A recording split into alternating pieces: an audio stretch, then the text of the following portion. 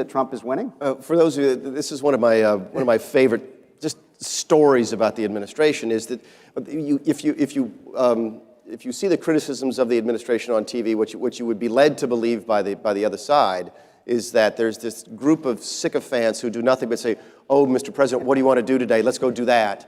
If you've seen Stephen Moore in the Oval Office, and I have, talking with Donald Trump about trade policy, and I have, you completely be disabused of that. He likes to argue. He does like to argue, and he wants. Listen, trade is one of those things. I used to joke we would sell tickets to the trade meetings. Seriously, at the staff meetings on Monday mornings, who wants to pay $20 to come in and watch the trade meetings and watch people like you and Larry Kudlow and Stephen Mnuchin take one side of a trade argument, and then Bob Lighthizer and Peter Navarro on another, and just physically almost sometimes come to blows over trade policy. And that's how the president manages. He wants to hear your side of things and this side of things, and he wants to figure out, okay, what you're saying here, I like this side of your thing and this side of your thing, and let's figure out a way to make a policy that makes some sense. It's exactly what you would want from a president. And I think as a result, you end up with what you got, which is tremendous results.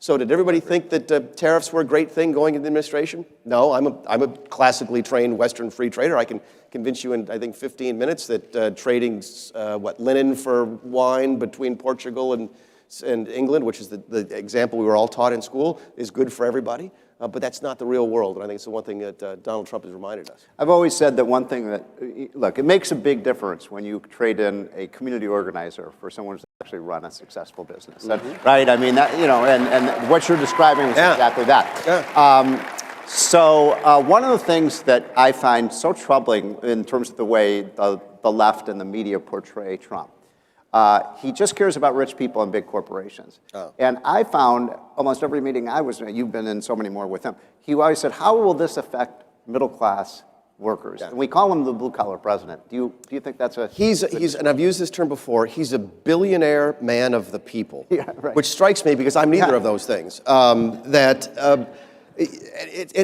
first time I saw it at work, I had seen it because he and I play golf together a good bit, and I was remarked at the first time I went to go play golf with him, the people that we would consider ordinary people that work at his places, the folks the caddies in the golf course, the folks that work in the restaurant, the folks that work in the locker room, adore this guy. Yeah. And he treats them so well and so respectfully. I mean, for better or for worse, when you do what I do for a living, you hang out with a lot of rich, famous people, right? And most of them have the same sort of interaction you would expect. If you're way up here on the ladder towards people down here, they're very disdainful to people who are, beneath them in society. Donald Trump doesn't believe in any of that. He actually goes out of his way to be nice to the folks that work for him. I saw it the first time at work. I've been chief for just a couple of weeks, and we did a trip out to the wall out in San Diego. And we had a schedule, and I was still believing in schedules at those times. Now I sort of, we have a rule in the office, the president is never late, nor is the president ever early. The president's always on time. And so we're sitting there, and I got this schedule. We're going to go out, we're going to visit the wall, we're going to take some pictures, he's going to, meet the leaders of the Border Patrol and all that kind of stuff. And we were about 45 minutes late leaving because he wanted to shake the hand of every single rank and file Border Patrol worker who came out there that day. And it was just great to watch. Went down the line, and I'm like, okay, I get it. So I'm not sure how you get to be a billionaire. I'm not sure how you get to be a man of the people, but he's both. He sure is. So what is the most, we want some inside baseball stuff here, okay? So what is the most surprising thing that you've learned about this president? When people used to ask me about that, I'd say, one thing that really shocked me about Donald Trump is he loves fast food, McDonald's and Domino's Pizza. What in terms of his style or his, the way he behaves, are there things about him that have surprised you that people don't know about? I don't know how much of the personal stuff I want to give away because again, you spend a lot of time with the president. I've been struck by I don't want. Anyway, I don't want. No, I will. I don't think he'd mind me telling this. So, I mean, I'm on the outside, right? I'm working at the Office of Management and Budget, and I don't know the president that well. And you might watch late-night television or see clips of it on the TV and so forth, Saturday Night Live, about his relationship with his family. And I don't know anything about his relationship with his family. The first trip I went with him, where I can't remember where we went, New Orleans or something like that. I bet he called his son 3 times, 4 times for the trip, including to have, Dad's coming home on the helicopter if you want to come see us land. People forget that Barron's only, I think now he's 13 years old. We don't think that about him because the kid's a giant. He's like 6'4", 6'5". But the guy, I'm not making that up, by the way. The kid is an absolute, he's huge, but he's still very young. I would think he was 10 or something like that when the president was elected. And the president's just a really caring father, and you don't see that. The press would never show you that because it doesn't fit that image of him being this what the press wants him to be a terrible monster. But he feels about his children the same way that everybody else does, and I don't think that comes across. That's a great point. I mean, it's so many people. How many of you agree with me on this? When they were first sort of introduced to Donald J. Trump, because I have so many people say anybody who could bring up great kids like that has to be a great man, right? I mean, isn't that true? We are now obviously people are in a little bit of a panic about the coronavirus. Yeah. And I was watching fake news last night, CNN and MSNBC. And they're saying this man isn't in charge, he doesn't know what he's doing, he's been asleep at the switch. Can you disabuse us of that? Sure, people always, if there's one thing that if someone stops me in the hallway on the way out when I'm leaving, they'll say, Mick, you need to say this, you need to tell people what you're doing. And of course, we do all that, but when only one TV network wants to actually cover you, it's very hard to get your message out. Our first, in the last 24 hours, 48 hours, whatever, the administration is caught. We're scrambling. We don't know what to do. We were caught unprepared. We have no idea what's going on. That's the narrative, right? We've put 15 different people in charge. My first meeting with Congress, face-to-face, was probably 6 weeks ago on coronavirus. Wow.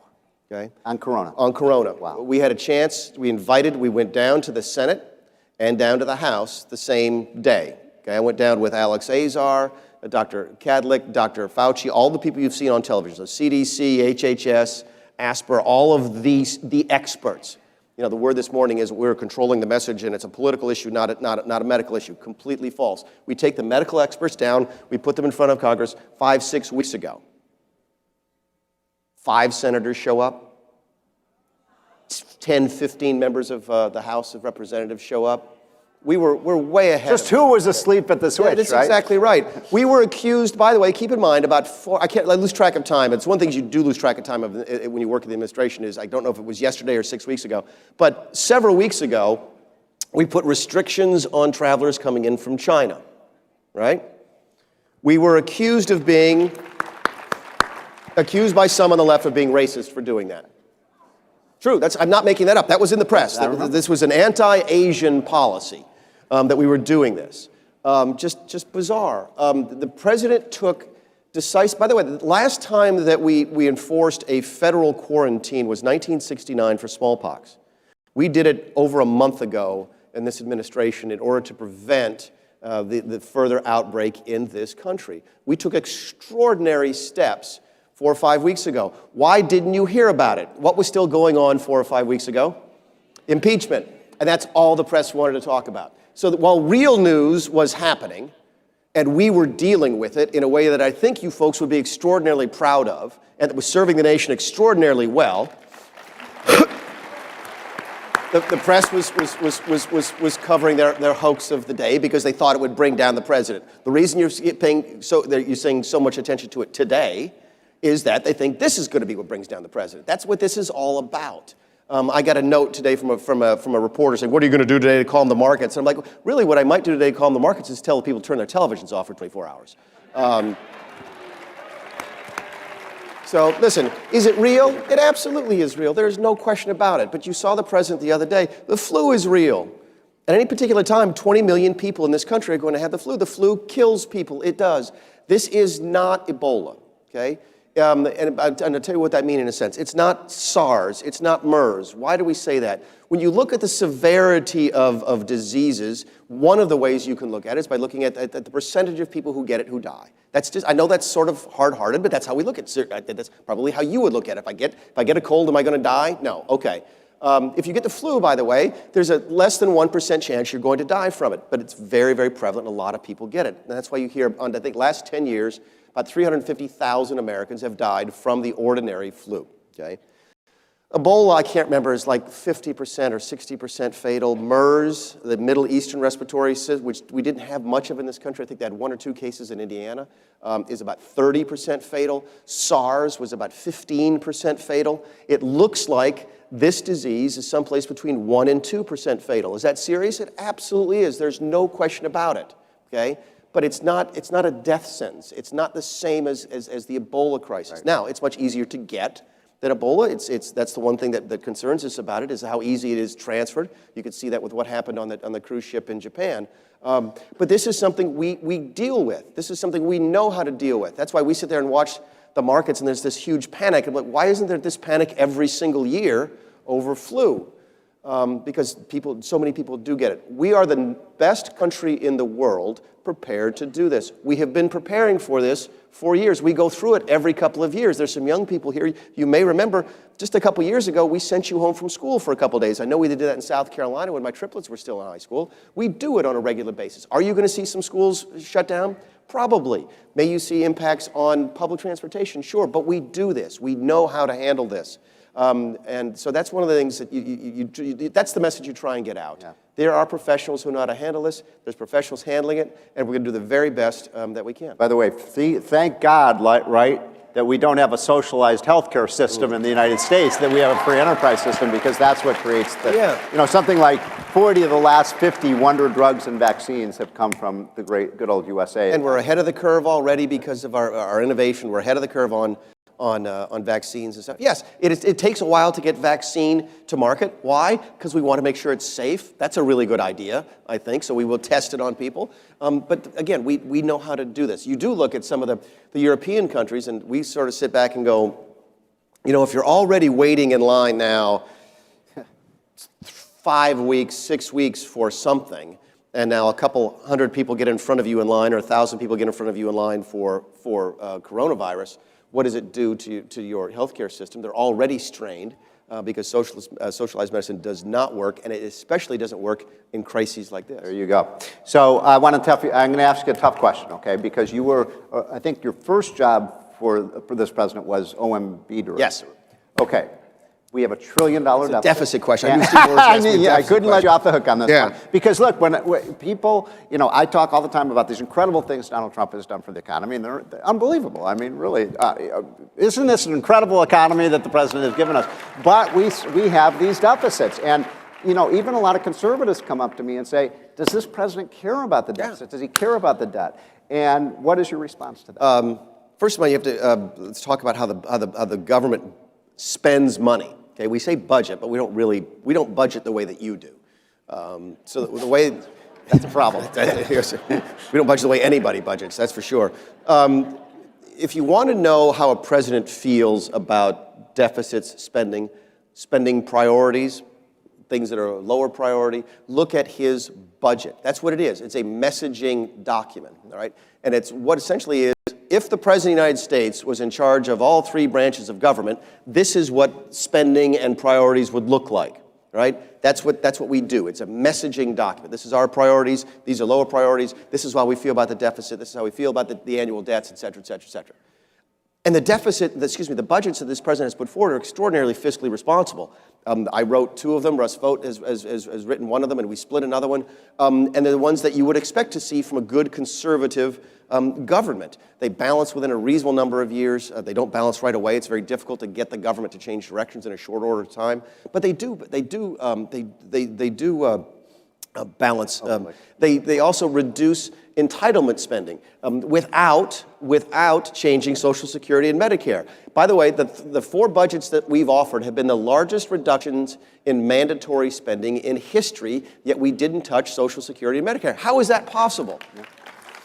It's possible because so much of the government is on automatic pilot and mandatory spending. Did you know that your Medicare taxes go to pay graduate medical school tuitions? You didn't know that. You thought your Medicare went to provide for your Medicare, okay? What happened was over the course of the last, 50 years, Medicare, Social Security turned these huge trust funds that politicians went, well, you know what? We've got so much money in there, we don't need that money right now, so let's go take that money and dedicate it to other things. And so over the course of years, your Medicare money is being spent for a bunch of things that have nothing to do with actually providing older people with care. And we fix that. And we do that throughout the entire budget, and that's how we come to something that makes sense when it comes to spend. Now, why do I say it doesn't make any difference? Because Congress takes it and immediately throws it in the trash can. Right. I know that because I took Obama's budgets and immediately threw them in the trash can. And you hear, there's a timer in the OMB office where when we deliver the budget, it's when's the first time you hear the dead on arrival. Right. That's the one thing that it takes about 12 to 14 minutes for that to happen. But the president does have, I want to challenge you on this a little bit. Yeah, sure. The president does have one of the most powerful tools the president has is the power of the veto pen. Yes. And I personally, how many of you would like to see the president vetoing these big spending bills, right? So why won't he do that? All right. President, because Congress is broken, and I'm going to try to do this real quickly. Yeah. It used to be that the spending in the federal government was broken up into 12 different pieces. They passed 12 different spending bills every single year, and they'd fund the Defense Department here, Health and Human Services here, FBI, Department of Interior, everything. There'd be 12 of those. Right. And it used to be that presidents could go back and say, well, you know what, I'm okay with that, I'm okay with that. I'm going to veto that because they spend too much money on Health and Human Services, for example, okay?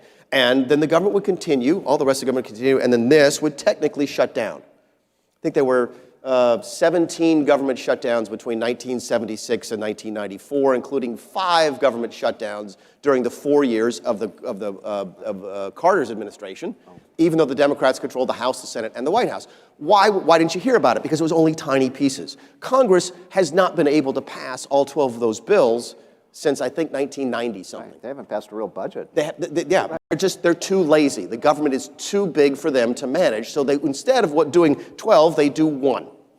And then they give it to the president and say, here it is. Sometimes we call it an omnibus, sometimes it goes a minibus, sometimes it's a CR omnibus. It's one giant bill at the end of the year. And now the president has a binary choice. He says, well, geez, I don't like this, this, this, and this, but it's all contained in this one thing. And if I want to fund the military, I have to sign that bill, or else the entire government shuts down. That's it. It's on or it's off.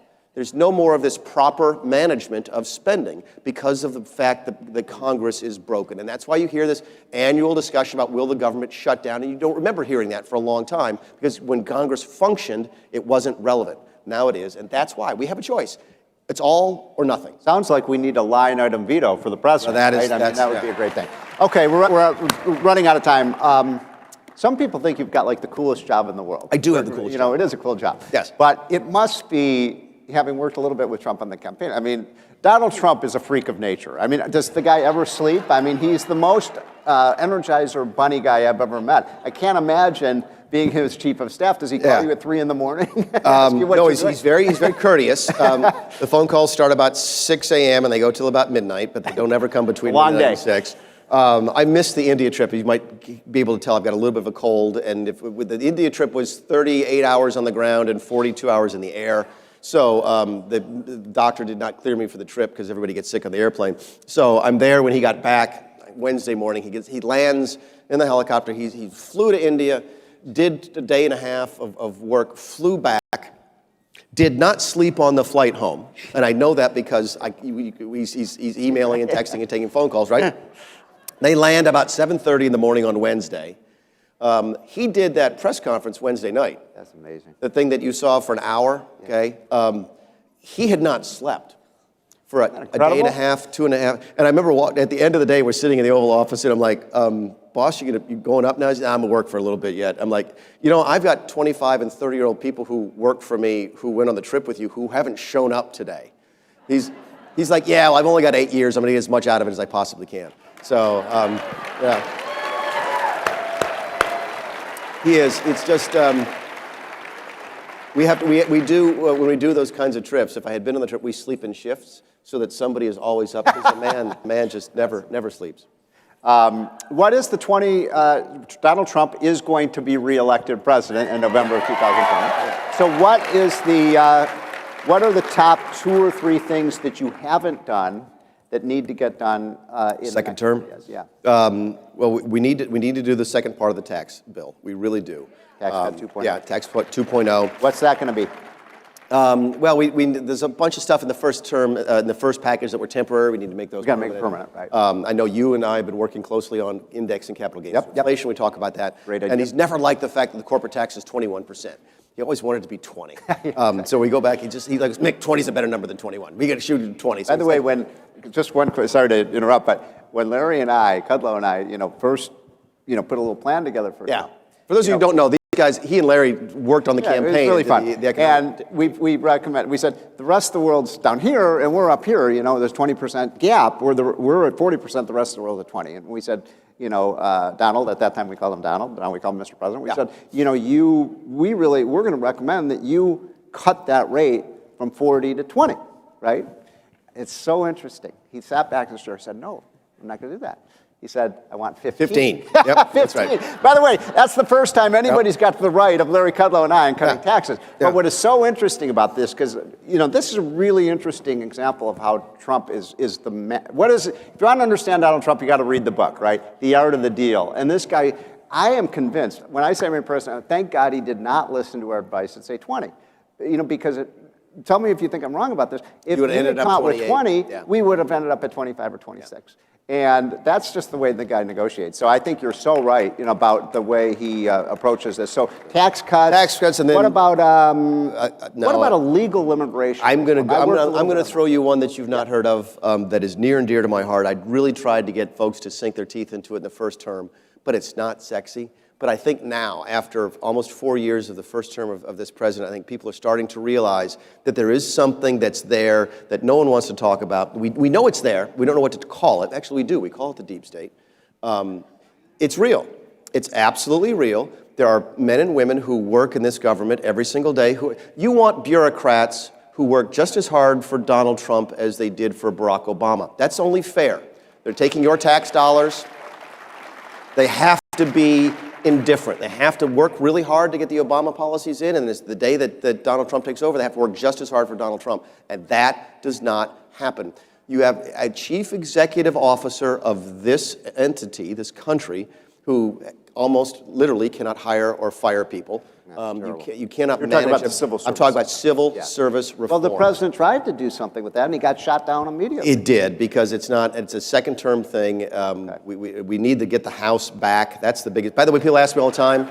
Yeah.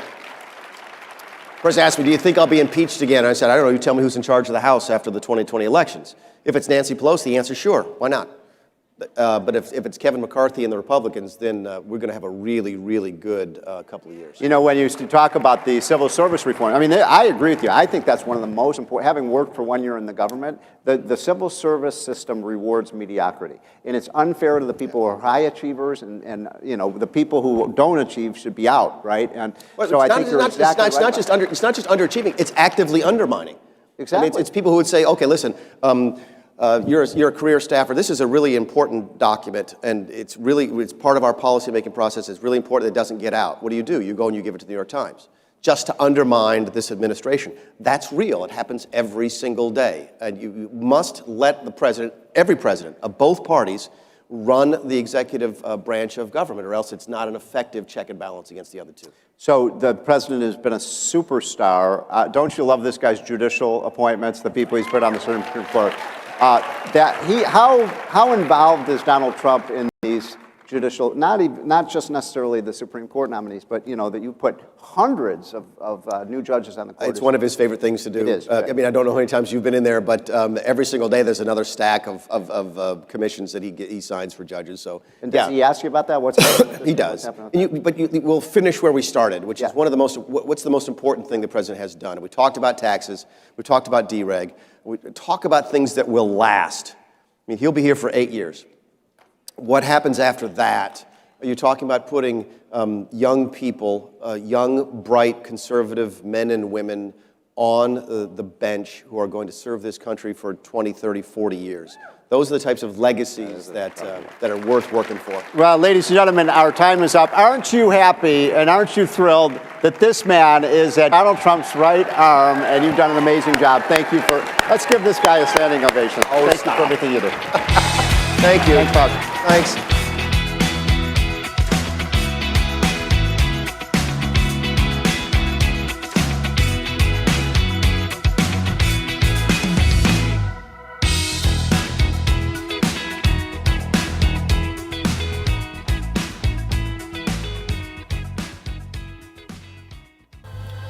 Judea, Samaria. We hear these words, but what do they mean? The civil society, the ideals which we strive to conserve. Created by the four cities, London took from Rome, which built on Athens, but they all got their start in Jerusalem, the city of Zion.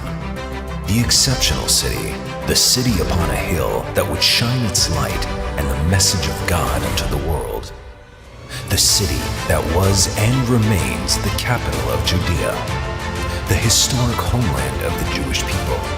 It would teach all that nationalism is an ideal, that capitalism is good, that property rights are to be honored and protected, that life, all life, is sacred, even those of the unborn. That one has the right to defend themselves, their family, their country, and their religion. That what you hear at this conference began in Judea and Samaria over 3 millennia ago, and that we all want to live as one nation under God.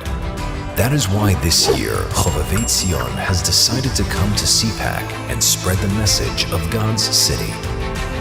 We invite you to come down to the CPAC Hub and visit the Chovevei Tzion booth and learn more about what Judea and Samaria can teach you about the civil society.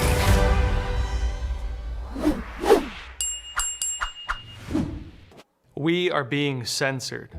America's news outlets no longer provide the truth. 90% of news outlets in the United States are controlled by 6 corporations. They're not out to tell you the truth of what's happening. They're out to tell you the picture of the world that they represent. The mission of the Epoch Times is to chase the truth, to ground all statements in facts, and prevent people from being misled. The Epoch Times is independent. We're not controlled by any special interests, and we never will be. The Epoch Times is a non-partisan media. That means we don't stand for any political party. This is a battle between truth and deceit, a battle between forces that would ensnare this country in ignorance, and between a media that wants to present you with the truth. Get a free trial of our digital subscription. Just go to readepoch.com/CPAC. We'd love to have you on board. We are coming together at a crucial time in our nation's history. America is making great strides towards freedom and liberty, but she also confronts determined foes and faces enormous challenges. Challenges that strike directly at the core principles that all of us here hold so dear. Free enterprise, limited government, individual freedom, traditional values, and national security. Across America and the world, we see where liberalism has left its devastating mark. In homes, in schools, in communities, and in capitals. That's why our work is so important, and it's